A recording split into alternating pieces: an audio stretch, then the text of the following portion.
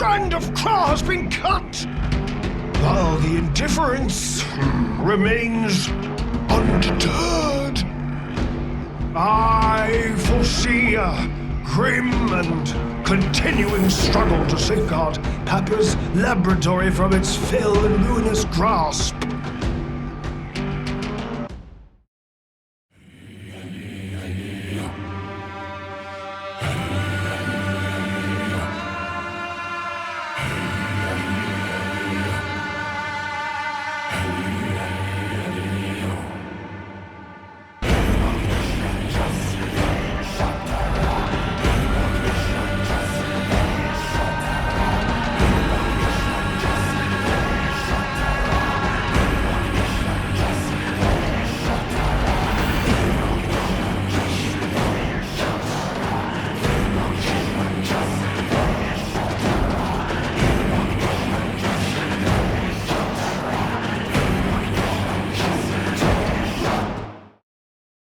Hey everyone, CoolKid here.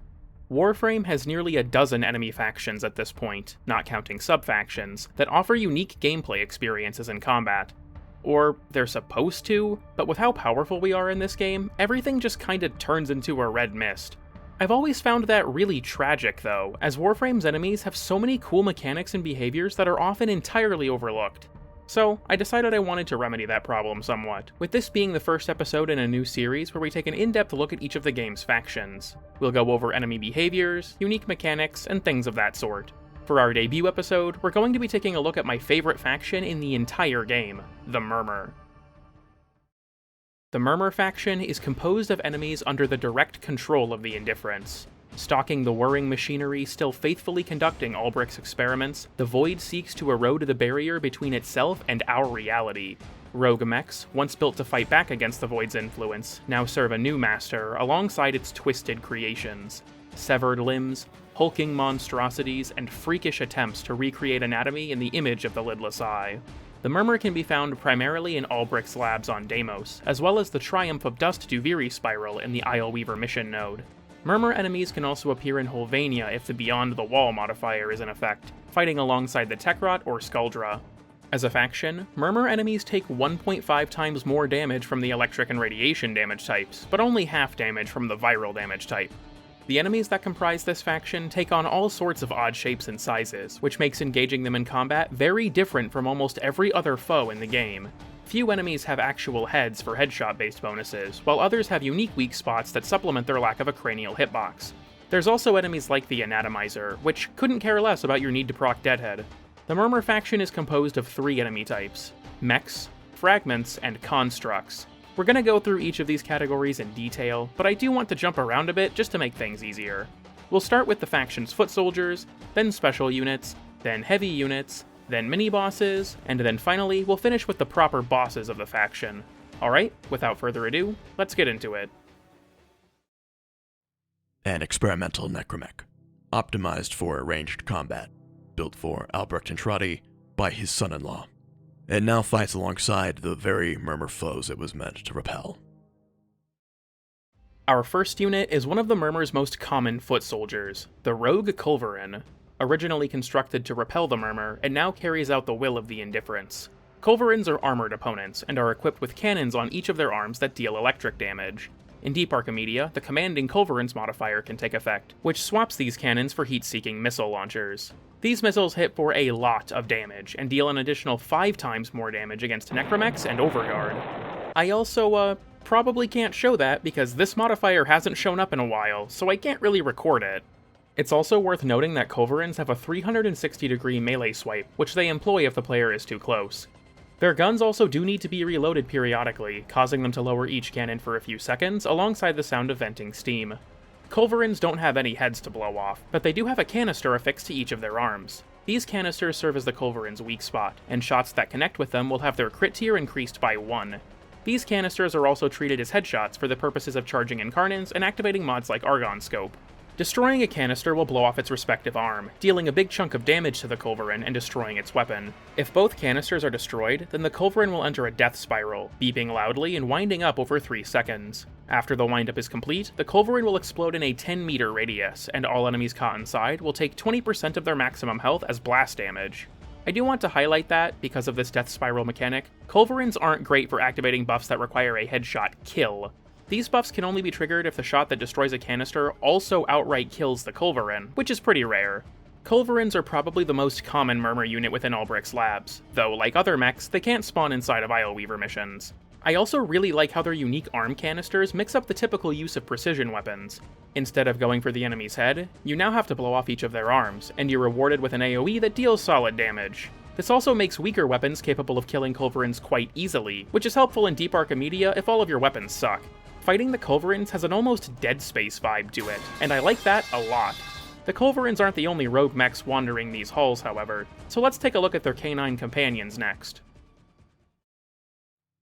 An experimental melee Necramech, a variant on the Tomb Jockey class, built for Albrecht and Trotty by his son-in-law. It now fights alongside the very Murmur foes it was meant to repel.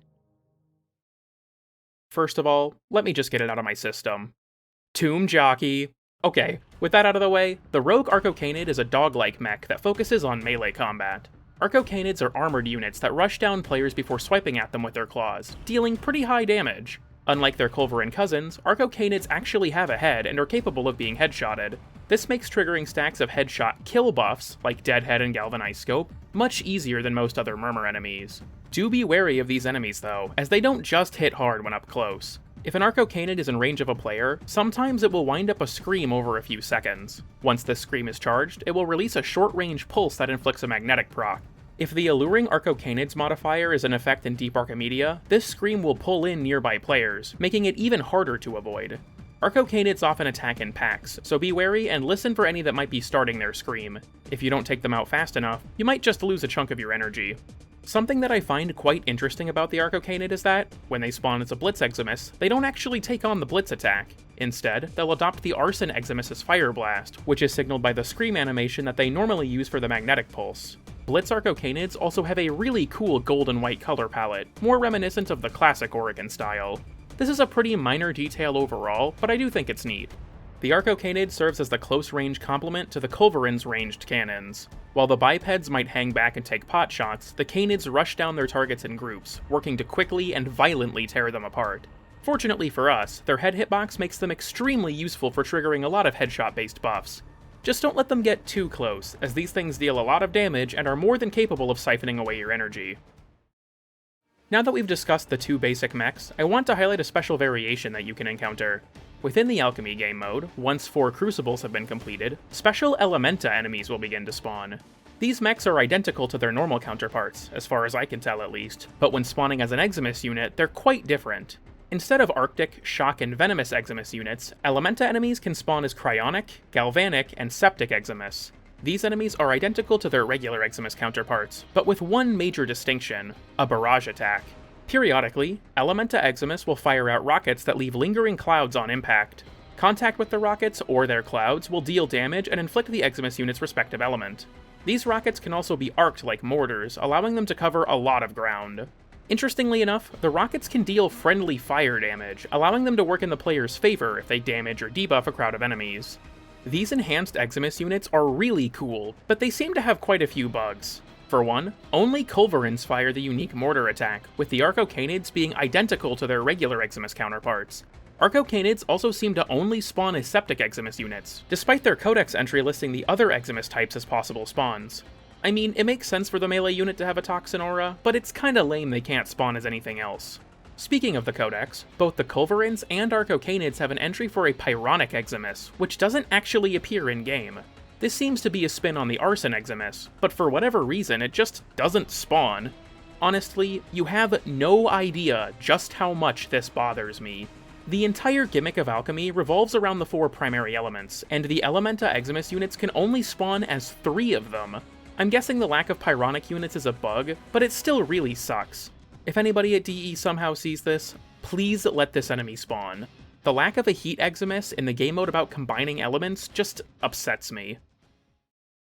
Okay, now that we're through the mechs, let's move on to creations of the Indifference's design. All of these enemies possess no armor or shields, relying entirely on their large health pools to stay alive. They also disintegrate into dust on death, which is a really cool detail. These remaining enemies are divided into two categories: simple fragments and more complex constructs. To make things easy, let's look at the fragments first. In its calcified chaos, the Indifference is disjointed, even from itself. The Shuffling Fragment is the most basic and fragile Murmur unit, being a severed arm that crawls towards the player. When in range, it will swipe at them with its hand, dealing alright damage. This enemy, unsurprisingly, has no head, but they have such little health that it hardly matters. These enemies are very useful for activating on-kill effects, as well as self-reviving via Last Gasp. The Shuffling Fragment is easily the weakest Murmur unit, but it still serves a purpose as a freebie for players to get their kit going. I really like this idea, as damage in Modern Warframe relies on conditional buffs that can be annoying to activate. While you're not going to get your Deadhead stacks from Shuffling Fragments, Galvanized Multishot or Condition Overload mods can be activated with ease. I also want to highlight a few fun details about these guys from an animation perspective. When ignited by a heat proc, the Shuffling Fragment will stop, drop, and roll to put the fire out. They also have a unique Mercy animation when spawned as an Eximus, which I'll play now.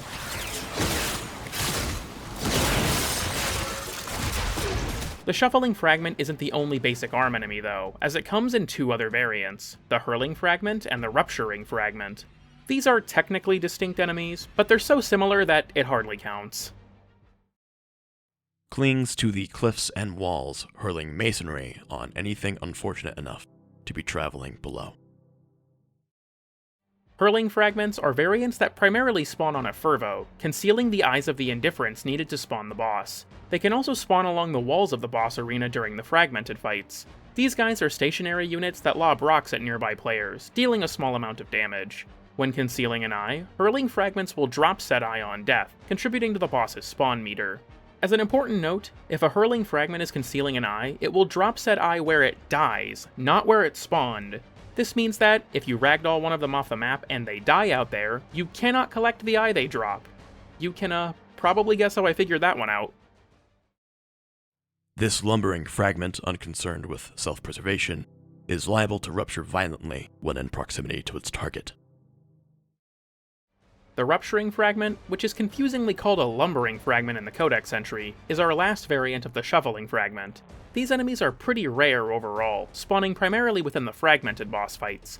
They can also appear much more frequently in Deep Archimedia if the Explosive Potential modifier is in effect. Once they spawn, Rupturing Fragments will attempt to rush the player, stopping at nothing to reach them. Once they're in range, they'll quickly charge up an explosion before detonating. This explosion deals high damage, staggers, and has a chance to inflict a blast proc.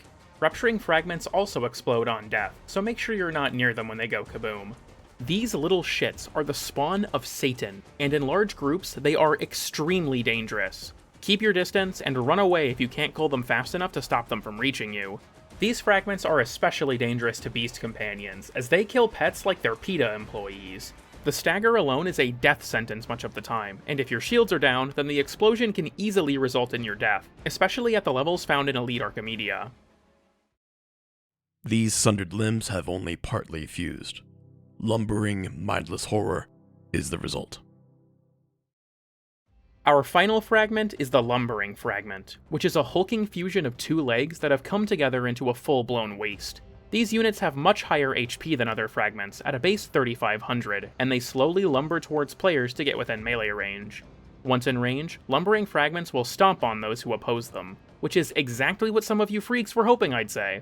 I mean, this thing's got fully detailed feet. It's the modeler's thinly veiled kink. This stomp attack's hitbox is pretty weird though, and it often misses, so keep that in mind. Fortunately, for us normal people, this fragment has a key weakness: its dick. I'm serious. The space between its legs counts as a weak spot, activating headshot-based effects. Oh, that makes sense. You're shooting their other head. It's also easy to activate headshot kill-based buffs like Deadhead, as the Lumbering Fragment isn't prone to exploding like Culverins are. Lumbering Fragments are also capable of being mercy killed regardless of their Eximus status, which is going to be a trend from here on out. I'll go ahead and show their unique mercy animation now.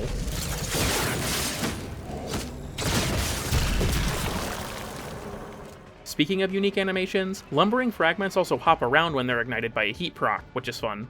Like other fragments, the Lumbering Fragment is basically a freebie. They're physically large so they're easy to spot, can activate headshot effects with ease, and can even be used for Parazon mods through mercy kills.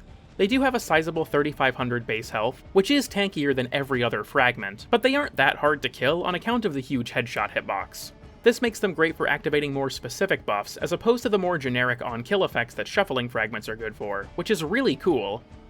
Now that we're through Wally's basic foot soldiers, wow, that line is surprisingly literal, let's take a look at its more complex creations, the constructs.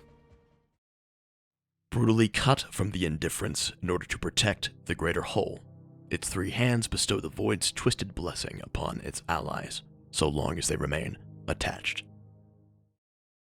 Starting off strong, we've got the Murmur's most complex support unit, the Severed Warden. This flying Dorito-shaped foe is composed of a small head surrounded by 3 arms, with each arm acting as an individual lifeline for its allies. If another Murmur unit is in range, one of these arms will link to them, granting very rapid overguard generation. This not only makes the linked enemy immune to crowd control, but because the overguard is applied so rapidly, it can make them almost unkillable.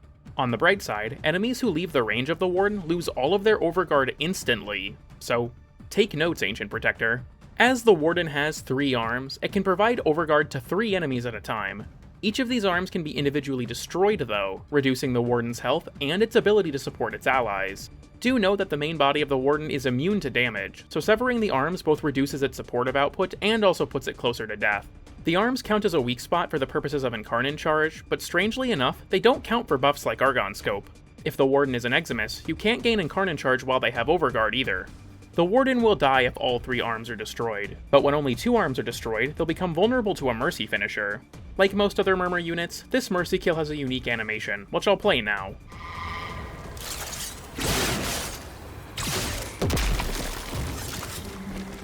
Now, while the Warden isn't exactly an offensive unit, they do possess an interesting attack. Once it's picked a target, the Warden will fire 3 beams that converge into a pyramid shape. Standing in the Pyramid Zone rapidly deals damage, and while the damage isn't very high on each individual hit, it can add up very quickly. Fortunately though, this zone doesn't move after it's been deployed, so it's very easy to dodge. This attack also draws a line back to the Warden who deployed it, making them easy to track down and dispatch. While severing arms may reduce the Warden's supportive capabilities, its offensive capacity is entirely arm agnostic, though fortunately, it doesn't pitch its tent very often. As a support unit, the Warden is one of the best in the entire game. They provide a very strong buff to allies in range, but their buff is clearly telegraphed so it's easy to know what's happening. Wardens also have a very limited range, so they have to stay close to their targets, and they affect a very limited number of enemies, especially once they start losing their arms. Because their main body is immune to damage, Wardens often have to be prioritized, rewarding precision to pick off their limbs one by one. I love this enemy, and when compared to similar enemies, it stands out as a cut above the rest. Its battlefield presence is apparent and impactful, but reserved enough that they don't feel oppressive. A vortex of clinical destruction. It hurls explosive charges, intent upon dismembering opponents as it was itself dismembered. The Anatomizer is an extremely threatening unit, possessing a high 5000 base HP and no weak spots. It's made up of several rocky components orbiting 5 hands, which themselves surround a glowing core. This enemy floats above the battlefield, periodically using its arms to lob volleys of 5 grenades that explode after a 3-second delay. These grenades deal blast damage in a huge 9-meter radius, though this radius is represented by an expanding ring around the grenade, which makes it easier to dodge. Still, these explosions deal a lot of damage, and if you're hit by multiple in quick succession, it can spell a very quick death. These volleys aren't restricted to the Anatomizer's basic attack either, as the enemy also drops 5 grenades on death. Even worse, these on-death grenades both stagger and inflict a blast proc, making them especially deadly. Fortunately, all of the Anatomizer's grenades do have a counter, melee slams. If a slam connects with a grenade, it will explode immediately and deal damage to enemies instead of allies. Grendel can also just eat them all, I guess? This is really good to know if you're in a mirror defense mission, as these guys will post up and rain down enough damage to take 50% of the objective's health in one salvo. Quickly breaking the grenades can help prevent an instant failure, but it's best to seek out and destroy these bastards actively, as they are insanely dangerous. Like the rest of the Murmur units, the Anatomizer also has a unique Mercy finisher animation, which I'll show now.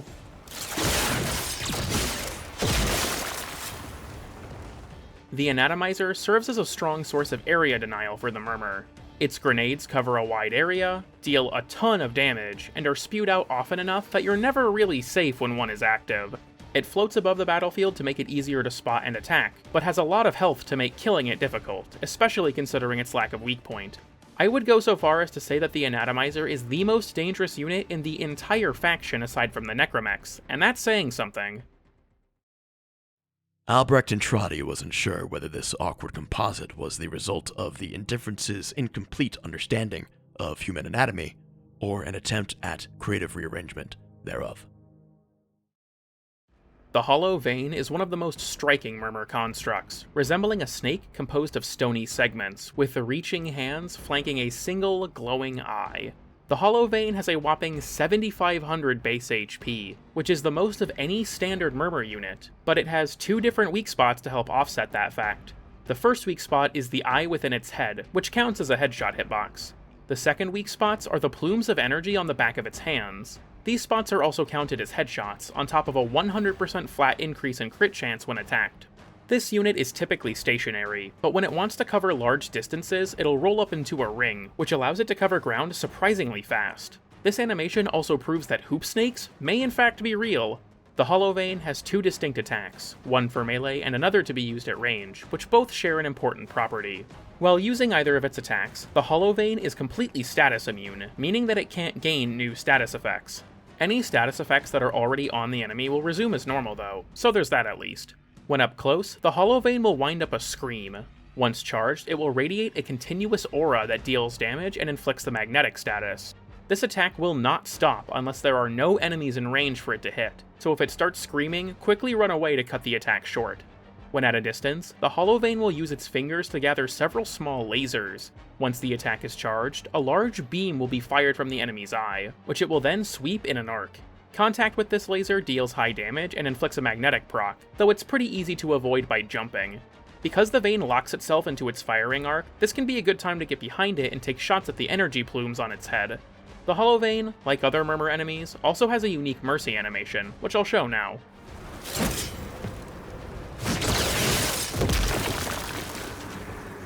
So, the Hollow Vein serves as both a tank and a debuffing unit. It has high HP, can block status effects, and serves fresh magnetic procs to anybody it doesn't like. That includes you, sorry. Funnily enough, both of the Hollow Vein's attacks are considered abilities, so they can be completely disabled by silence. Regardless of that though, this enemy serves a solid and clear function: absorb damage and weaken the Tenno. Despite its defenses, it can be killed quickly with good shot placement, which is a trend with this faction. The fact that it has two different weak spots and one rewards you for flanking is also just super cool. Oh, as one final fun fact, this enemy was originally called Slinky during development, which is fun. The Unseeing Herald proclaims the will of the Indifference, uttering its twisted desires in Void Tongue. Who among us have heard its whispers? The Unseeing Herald is a weaker construct, only appearing in the Isleweaver node within Duviri. This is yet another flying unit, possessing two wing-like appendages that branch out from a large and weirdly detailed mouth. Okay, why did DE give this thing dick-sucking lips? Is this someone's barely disguised fetish again? In terms of defenses, this construct is quite weak, only having a base 2,000 HP. For reference, that's nearly half that of the Lumbering Fragment. This enemy also has a weak point inside of its mouth, though it can only be damaged while the Herald is attacking. Speaking of its attacks, the Herald only has one. When spotting a player, it will unhinge its jaw and begin firing slow-moving spikes that track their targets. These spikes deal a lot of damage on contact, but they can be destroyed while they're in flight, which makes rapid-fire weapons especially effective against this enemy. Like the other constructs, this enemy has a unique Mercy animation, which I'll play now.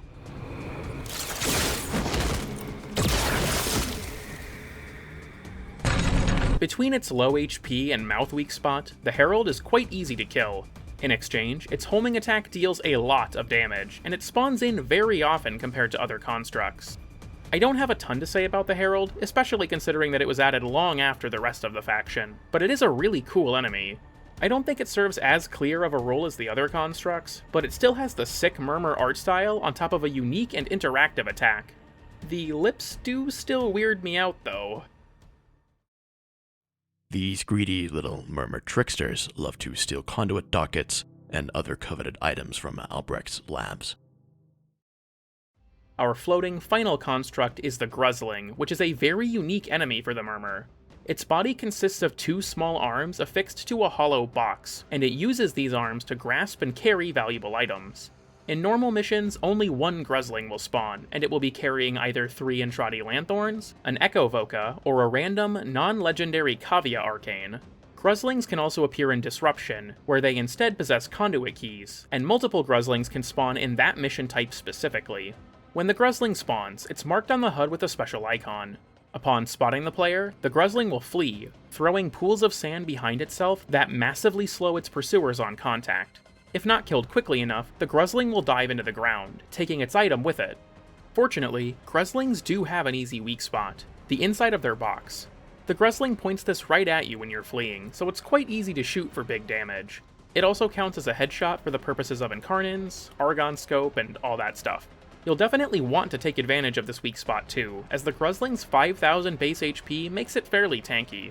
If you're able to get a Gruzzling down to half health, it'll briefly become invincible before splitting into 3 copies. 2 of these copies carry energy orbs, while the third is the real Gruzzling that carries the desired item. The clones are quite fragile and drop their energy orbs on death, but the Gruzzling's goal with this attack is to confuse the player so it can escape. If the main Gruzzling is killed, then both of its decoys will also die, and this splitting can be skipped entirely if the Gruzzling is killed fast enough. The splitting behavior can also be prevented if the Gruzzling is silenced, which is interesting. As a funny detail, Gruzzlings in Disruption can have their conduit keys outright stolen if the player is undetected. This means that invisibility frames can just rob them outright, which I find hilarious. Also, in the context of Netracells, the Vanquisher keyglyph can make Gruzzlings Eximus units, which makes them much harder to kill. This can also happen in Deep Archimedia if the Engorged Gruzzlings modifier rolls for Disruption, though fortunately, you can just ignore them. Still, if a Gruzzling spawns as a Leech Eximus, it may as well be immortal, which is kind of a pain in the ass. If you ask me, the Gruzzling is a really cool idea for an enemy. They don't directly fight the player, instead doing everything they can to run out the clock until they can escape. If the player has the movement to chase them down and the damage to take them out, they get rewarded with an uncommon item or conduit key. Personally, I don't normally focus on killing Gruzzlings these days, as they don't really drop anything that I want. Still, these guys reward players who chase them down with helpful progression items, which is such an awesome concept. Okay, now that we're finally through the constructs, it's time to move on to the heaviest hitters. You remember how I said that we were only going to cover half the mechs earlier? Well, now it's time to bring that category back with our final mech class, the Rogue Necramechs. These enemies don't spawn passively most of the time, instead requiring a Culverin to find and hack a nearby Necramech terminal. If this Culverin is not killed in time, one of the 2 Necramechs will spawn, serving as a steep punishment for players who aren't fast enough. Interestingly enough, Eximus versions of these mechs can also spawn, and in Deep Archimedia, they can be spawned deliberately. In the Survival and Mirror Defense game modes, players can interact with Necramech terminals to spawn a random Eximus mech. Defeating this mech will reduce the remaining mission time, which is such an awesome mechanic. If you've got the skill in DPS, you can opt into a mini-boss in exchange for more efficiency, but if you bite off more than you can chew, you're now stuck with a massive threat. As for the individual Necramechs, they're the same as the ones found in Isolation Vaults, and parallel the abilities usable by players. Let's go over them now. A robust if primitive war engine, initially developed by Albrecht and Trotty's son-in-law to fight in the Old War, and now repurposed as a laboratory guardian. Confused as to who its true master is, it now sides with the Murmur, contradicting its original precepts. First up is the ever-iconic Rogue Voidrig, an armored mech that wields a Mausolon. This guy is immune to all forms of armor stripping, has a limit of 4 for any given status effect applied, and has high damage reduction across most of its body. The Voidrig does have 3 key weak points, however, each of its arms, and a vial on its back. Each arm can be completely destroyed, depriving the mech of either its weapon or its offhand, which is used for its Necroweb ability. The vial on its back is the primary weak spot though, as it takes high damage and ups the attack's crit tier. Moving on to its attacks, the mech primarily fires its Mausolon at players. It can also jump and hover for better battlefield visibility, which makes taking cover somewhat difficult. Strangely enough, the Rogue Voidrig doesn't seem to have any kind of standard melee attack. It can rush players with a headbutt though, and contact with this headbutt will send the player flying on top of knocking them down. On the bright side, if it whiffs this attack, it will get stuck in an extended recovery animation, leaving it vulnerable to damage. Its first ability, Necroweb, equips a canister in its left hand. After a delay, this canister is thrown, spawning a massive zone that slows all players caught inside it. This zone is quite large but very telegraphed, and as far as I can tell, status immunity also prevents the slow that it inflicts. Voidrig's second ability is Storm Shroud, where it coats itself in electrical energy. This ability grants the mech even more damage reduction, alongside an electric damage aura that's outlined on the floor. This ability makes melee combat very unsafe against Voidrig, though the ability will expire after a time. The final ability in this mech's arsenal is Grave Mines, where it spews out a barrage of grenades that explode after a few seconds. These grenades have rings that reflect their hitboxes, so they're quite similar to the Anatomizer's grenades. Of course, they also pack an insane punch, and the mech can even use this attack while its arms are gone. If it starts dumping bombs, vacate the premises quickly, as they are very dangerous. That's all for the mech's abilities, but I do want to mention something important. The Rogue Voidrig possesses a Demolisher variant in Disruption, which cannot use any of its abilities. Instead, it'll only attack with either the Mausolon or its Headbutt, so it's much less dangerous. Weirdly enough, the Demolisher Voidrigs do have a melee attack, which staggers on hit. Demolisher Voidrigs also have much lower HP than their non-Demolisher counterparts, so they're generally easier to kill. A primitive machine initially developed by Albrecht and Trotty's son-in-law to fight in the Old War, now repurposed into a guardian of the labs. Time and exposure have warped its precepts, and it now wields its blade against those it was built to protect. Our second Necramech is my personal favorite, the Rogue Bonewidow. Also, full disclosure, that Codex entry you just heard was written by me. The Bonewidow doesn't have one in-game for some reason. This enemy is very similar to its sibling, possessing immunity to armor stripping, status reduction, and high DR across much of its body. It can also have its arms destroyed, though this time the right arm wields a Morga, and the left arm can be equipped with a front-facing shield. The vial on Bonewidow's back works identically to the Voidrig's as well, serving as its primary weak spot. When it comes to offense, the most basic attack the Bonewidow will employ is shots from its Morga. These grenades explode in a small radius, dealing blast damage. Like the Voidrig, Bonewidow can also employ a hover for better battlefield visibility, and it can also rush players down with a headbutt. As for unique abilities, the first and most obvious is Bonewidow's Shield Maiden. While active, Bonewidow will equip a shield in her offhand, which absorbs all damage that hits it. As the shield absorbs damage, it will visibly crack, and after enough damage has been dealt, the shield will break, putting it on cooldown. Interestingly enough, the shield will spawn on Bonewidow's torso once it comes off cooldown, and it can still block damage from there. This means that, even if the mech's left arm is broken, the shield can still protect it from damage. Bonewidow's next ability is Firing Line, where it fires 2 beams out to each side of itself. These beams then rapidly converge, dragging players in front of Bonewidow and staggering them. This attack has a massive hitbox, and while it isn't super strong in isolation, its ability to set the player up for further attacks makes it very dangerous. Bonewidow's final attack grants it a new weapon in place of its Morga, Exalted Iron Bride. While its sword is equipped, Bonewidow will rush players and swipe at them, inflicting high damage with a chance at a very dangerous slash proc. Bonewidow will attempt to complete her 3-hit combo with Iron Bride, and the final hit of this combo explodes and knocks down, making it especially dangerous. Bonewidow will also try to face you during this attack, which makes hitting her back very difficult. Fortunately, the strategy for this attack is pretty simple. Stay at range and try to blow her right arm off. Like Voidrig, Bonewidow can also appear as a Demolisher in Disruption. She has no abilities here, only firing her Morga and headbutting players, like you'd expect. The Morga these Demolishers wield deals cold damage instead of blast though, which means they can slow you on hit. Now that we're through both mech's attacks, I just want to say that I love their mechanic. Alarms have always been a pretty iconic part of Warframe, but normally the penalty for them being triggered isn't that high. Now though, the Culverins call in their mom or dad, and they are going to beat your ass. These mini-bosses also reward precision, which I'm very fond of. You can definitely blow them up with AoE weapons and the like, but placing your shots well allows you to cripple the mech, which is super cool. The Archimedes-specific spin that allows you to fight them for a time reduction is also absolutely awesome, and I'd love to see them implement a similar mechanic into more mission types.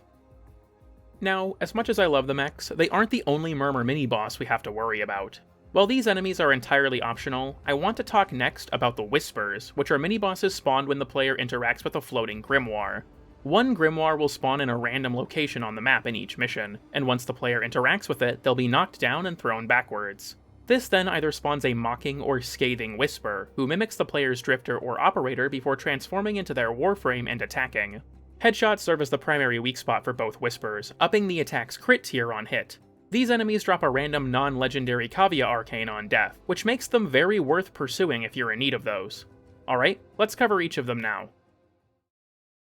This mocking phantom emerges to persecute the one who unwisely looked into its book, cutting deeply with hatred and blows alike. The book it arose from is its one vulnerability.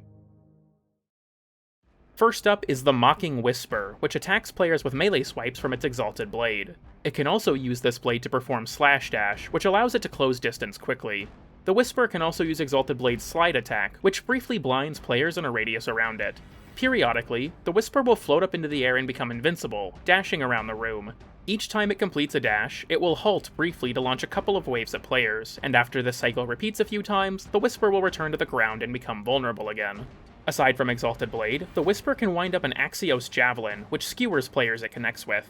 On hit, the player will be knocked down, and the Javelin will embed itself into a wall. If it hit a player, said player will be tethered to the Javelin, limiting their movement. The Javelin is quite easy to defeat though, as it breaks when shot. The Mocking Whisper's final attack starts with a roar, which staggers nearby players. During this roar, the Whisper erects 4 bulwarks around itself, which it holds for a moment before launching them out as boulders. The bulwarks can be destroyed with enough damage, but they have a lot of object health, so it's not particularly easy.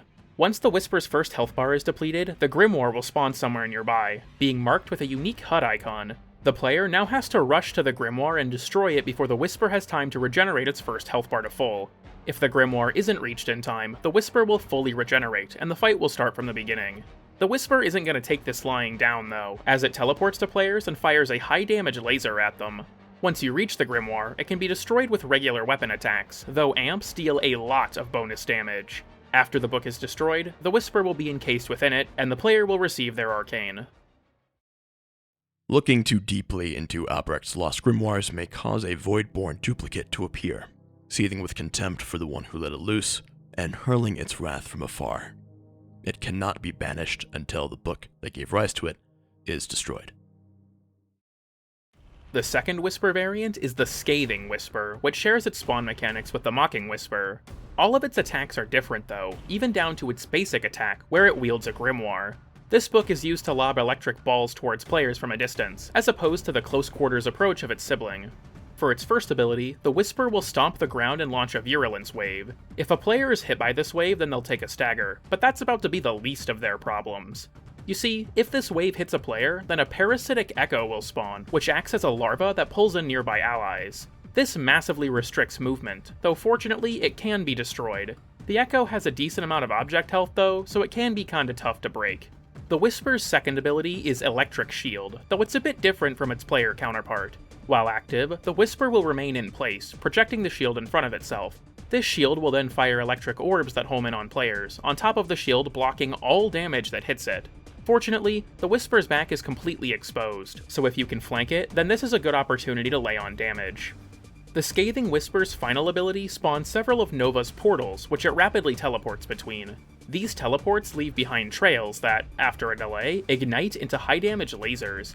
These lasers don't last for that long, but they do deal damage very quickly, so use the foreshadowing you're provided to keep yourself from being fried.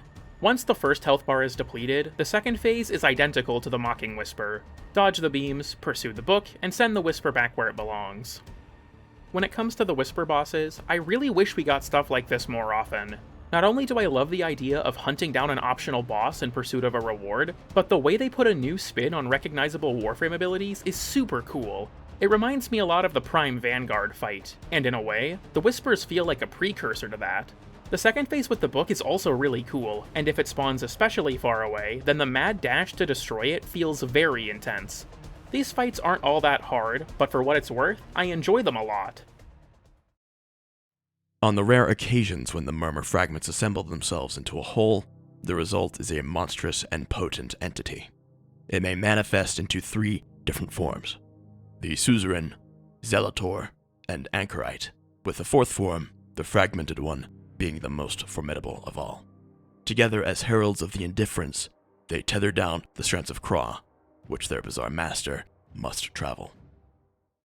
Now that we're done with the mini-bosses, it's time to cover the big bads of the Murmur, the Fragmented. These are the faction's main boss enemies, and they can be found on both the Fervo node on Deimos and the Ileweaver node in Duviri. Because it's the original assassination mission, let's talk about a Fervo first. So, the goal of a Fervo is to reveal the Fragmented boss by collecting 30 Eyes of the Indifference. This is done by collecting vials of eye drops to help the Vitrium see more clearly, which reveals the eyes. The eyes don't last for long though, so they have to be picked up quickly.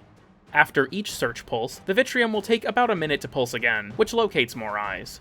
Enemies can enter the radius of the Vitrium to blind it, stalling the cooldown it uses for its search. Each Vitrium projects a yellow ring on the minimap, and kills while inside of this ring will reduce the seek timer for that Vitrium, so long as it isn't blinded. This lets you massively speed up the seeking phase, so you can find eyes much faster. I know a lot of people really don't like this part of the fight, but I always enjoy a parkour-focused challenge, so personally, I enjoy it a lot.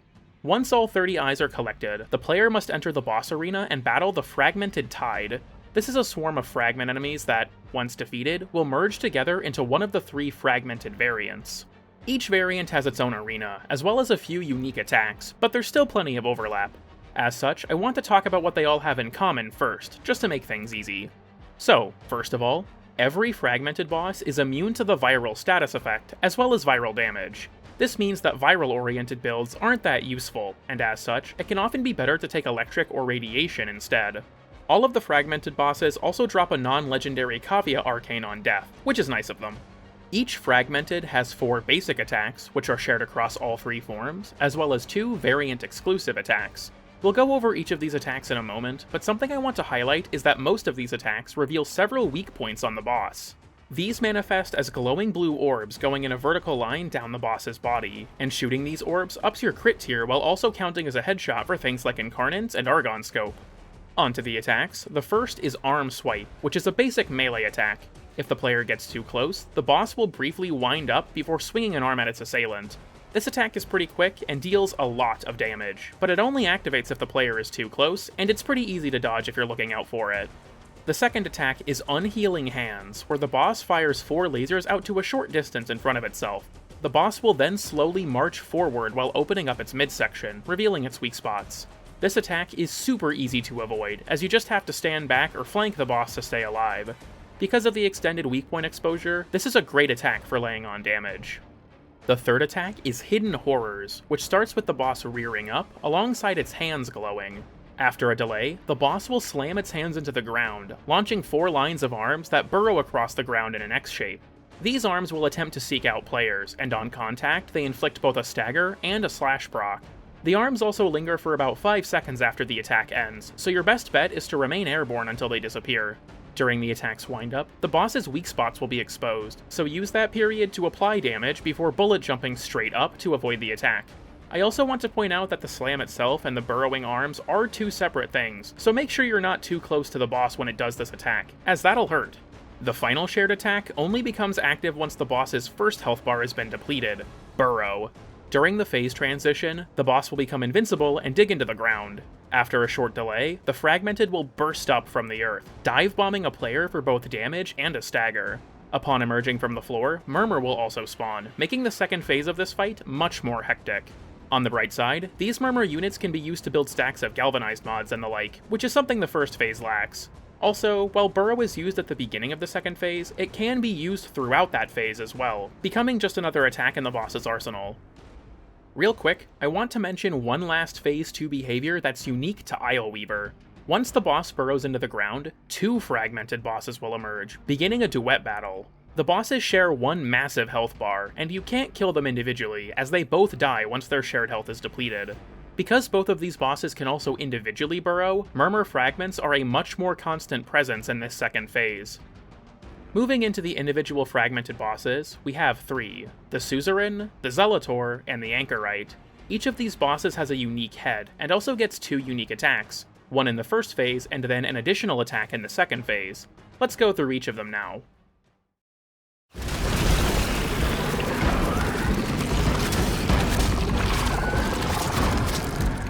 First up is the Suzerain, which is fought in the Canyon Arena. This boss's first attack is Lash of Limbs, where it detaches its arms and spins them around itself. These arms each fire a laser, with one going low and the other going high. The low laser circles the boss twice, while the high laser circles the boss once. Once each laser has wrapped up, the boss will link its arms together and wind up an attack, exposing its weak spots while doing so. Once this windup is complete, the Fragmented will slam its arm down in front of itself, knocking the player down and dealing high damage. The hitbox of this slam is very tall, so it can't easily be jumped over, and it's very long, so running away Prometheus style isn't gonna help either. I find this part of the attack is easiest to avoid by waiting for the boss to begin bringing its arm down, and then rolling or bullet jumping away horizontally. The Suzerain's unique Phase 2 attack is called Shrieking Wail, which starts with a large bubble that surrounds the boss. Projectiles outside this bubble can't pierce it, so you'll have to get up close, though the boss doesn't do any other attacks while channeling this one. In fact, the boss's weak spots are exposed the entire time this ability is being channeled, so it's a great opportunity to deal damage. After a time, the bubble will begin to shrink, drawing in nearby Murmur fragments. These fragments will orbit the boss briefly before exploding outwards, flinging enemies and players alike.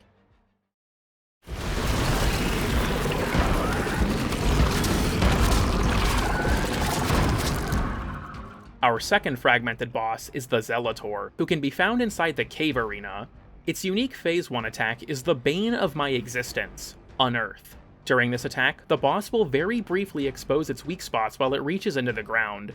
After about a second, it will burst up and throw 2 fistfuls of rocks, with these rocks forming a 180-degree arc. The first batch is thrown to the boss's right, and then to its left, being launched in quick succession. The grouping of these rocks is determined by how far away the player was when the rocks were thrown, so if you're close, the grouping will be tighter, and if you're far, the grouping will be more loose. Contact with these rocks deals high damage, staggers, and can leave you with a lengthy puncture, impact, or slash proc.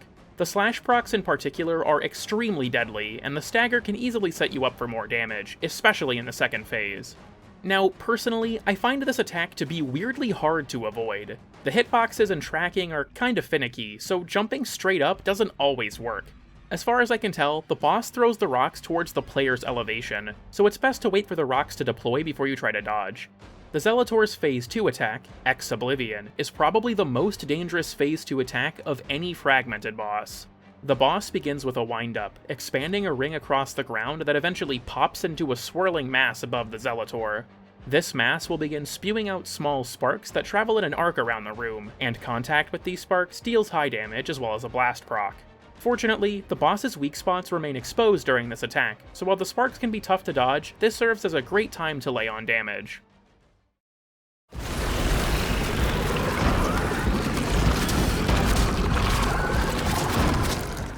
The final fragmented variant is the Anchorite, who is fought in the Pit Arena. The Anchorite's Phase 1 attack is called Eye of the Void, where it will spawn 1 eye per player, with these eyes anchoring themselves to a wall. The eyes will project a thin laser that tracks their target, and after a delay, they lock in their placement and turn red. At this point, you've got about a second before the lasers fire, dealing high damage. This attack is very telegraphed and easy to avoid, only taking a roll to get clear of its hitbox. What's cool about this is that, if the laser is positioned in such a way that it hits the boss, then the Anchorite will stagger. This causes it to collapse to the ground and reveal its weak spots, temporarily opening it up to damage. The Anchorite's Phase 2 attack, Unholy Ground, is also quite dangerous. For this attack, the boss will segment its body and float up into the air, revealing its weak spots in the process. After a short delay, geysers will begin erupting from the ground, and contact with these geysers inflicts high damage on top of a stagger. This attack will also periodically pulse out rings that stagger on hit, so you'll have to play jump rope to keep your damage going. Or you can, equip that one mod. The geysers are very dangerous if you're not paying attention, but if you can find a safe spot, then you can apply damage to the boss with ease.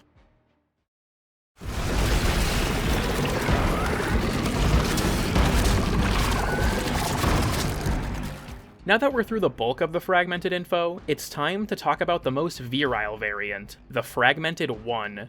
This is a special version of the boss that can only be fought on the Steel Path, and it's accessed by continuing to collect Eyes of the Indifference up until you reach 60. This boss possesses the attacks of all 3 fragmented variants, even switching its head whenever it uses a unique attack to match the boss that said attack comes from. It can also be fought in any of the 3 boss arenas, though I'd personally recommend avoiding the pit as it's pretty cramped. In addition to all of the shared mechanics, this boss also has several unique mechanics, which I'll go over now.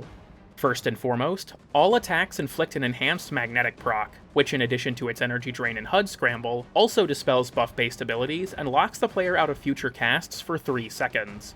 Attacks also deal enough damage to break the player's shields instantly, removing your shield gate in 1 hit. While I said that all attacks inflict this debuff, there is one noteworthy exception. The burrowing hands from hidden horrors do not inflict the magnetic proc, though the actual slam around the boss still does. In addition to this debuff, self-reviving is entirely disabled during this fight, and players who die are completely dead unless they're brought back by Nidri. Furthermore, Last Gasp's duration goes down by 2 seconds with each use, and the bleed out timer gets shorter every time a player is revived, down to a minimum of 5 seconds. If you thought you could offset the difficulty by relying on help, think again, as Spectres, on-call crew, and air support are completely disabled in this fight. On top of that, enemy level increases the more players that are present, starting at 225 for solo play, and going up by 25 per player up to a maximum of 300 at 4 players. On top of that, restore items like energy and ammo pads have a 3-minute cooldown, limiting their use. The boss doesn't play by these rules though, as Eximus variants of Murmur construct enemies will continuously spawn throughout the entire fight, including the first phase. If all that wasn't bad enough, the boss also gains a new mechanic in its second phase, Cascading Fragmentation. This debuff sets in if the boss isn't killed fast enough, and it slowly deals damage directly to the player's health pool. Every 60 seconds, this buff gains another stack, making the player take even more damage per tick, and it lasts until either the player or the one is killed. So, if it wasn't obvious, this fight is much tougher than the normal fragmented fights. Because of the enhanced magnetic debuff, you'll have to be sure you're keeping an eye on the boss and dodging everything you possibly can, as even just one hit can quickly spell disaster. Ammo is also a large concern in this fight, as the one is quite tanky, which makes Incarnins a great choice. Not only do they generally pack a lot of damage, which is good for killing the boss before Cascading Fragmentation sets in, but they can also be charged when attacking the boss's weak points, giving them basically infinite ammo. The Torrid and Angstrom don't even need to hit the orbs to charge, which makes them quite effective. Personally, I use Burst on Prime for my fragmented clears, on top of the Tenet Cycron with secondary Fortifier to steal Overguard from the Eximus units. Melees generally aren't great in this fight, so don't worry too much about what's in that slot. So then, what's the point of actually fighting this boss? Well, on your first clear of the boss, you'll be granted a unique ship cosmetic, the Monisumdali. I think this thing looks pretty weird, but it's a nice little completion trinket.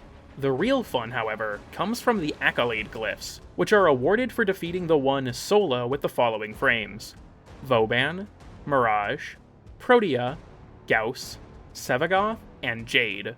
On top of that, if you earn all 6 glyphs, you'll unlock a unique title, Fragmented.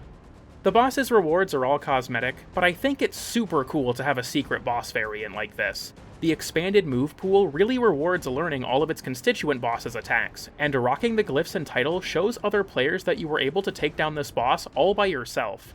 I know many people don't like the fragmented bosses because they're bullet sponges, but personally, I love them, and the one is definitely in my top 5 Warframe bosses ever. The attacks are all clearly telegraphed, fun to dodge, and reward deliberate play. You can bet your ass I got all 6 glyphs, slapped on the title, and flex said title everywhere I go, even though nobody cares and it's honestly not even that impressive.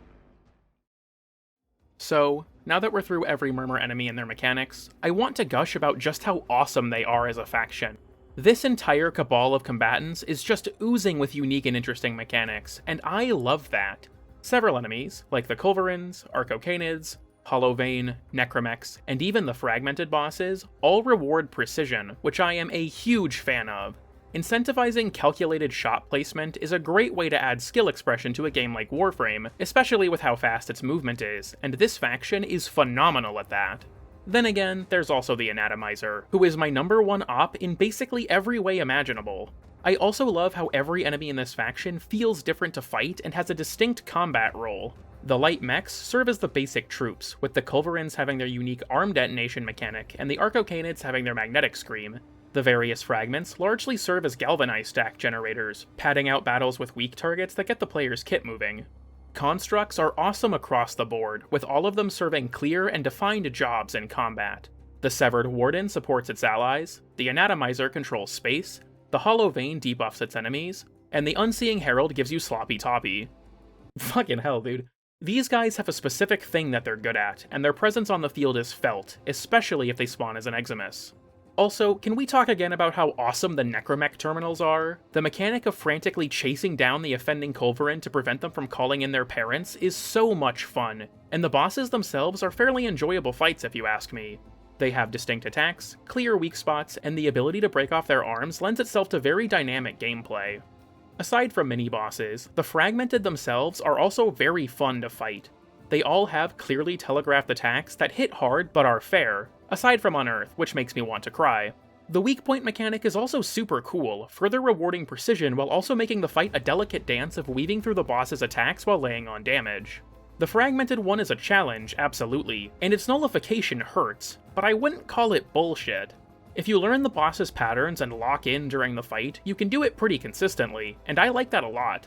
I don't love that the boss isn't targetable by most abilities though, as it makes high DPS weapons the only option, which is kinda lame. Still, these bosses are awesome, and I often go and fight the one just because I enjoy it. The last thing I want to say about the Murmur is that their art direction is phenomenal. Their rocky, jagged bodies juxtaposed against their metallic, freakish anatomy. Man, it's so damn cool. I also love the mechs, as the Entrati art style is sick as hell, especially with the coin scales they have. This faction also has the privilege of occupying the labs, which is easily one of my favorite tile sets. The blending of Albrecht's science with the exterior Murmur tile sets, the plethora of secret rooms to discover, the Easter eggs, the music, it's all just so good. This area is a ton of fun to explore, and I'm very glad that it's accompanied by such a unique and interesting faction. Alright, that's all for today's video. I hope that this exceedingly deep dive has given you a new appreciation for the Murmur, or at the very least, I hope you better understand how to fight them. I also want to give a huge shout out to SageIncon for voicing the codex entries in this video. You can find his channel linked below if you want to check him out. I also want to thank you very much for watching, and if you enjoyed this video, feel free to leave a like. If you want to see more stuff like this, you can subscribe for more trash from time to time. I'd also love to hear your thoughts about the Murmur, or any other faction you enjoy fighting, so if you've got opinions, please do leave them in the comments below. I also want to give a huge thank you to my channel members, whose names you've been seeing on screen. Yapping about Warframe is currently my full-time job, and that dream wouldn't be possible without my members, so seriously, thank you. Beyond that, thank you again for watching, and I'll see you all next time when the Unseeing Herald gives me crazy head. An experimental Necramech, a variant on the Tomb Jockey class, built for God fucking Tomb Jockey!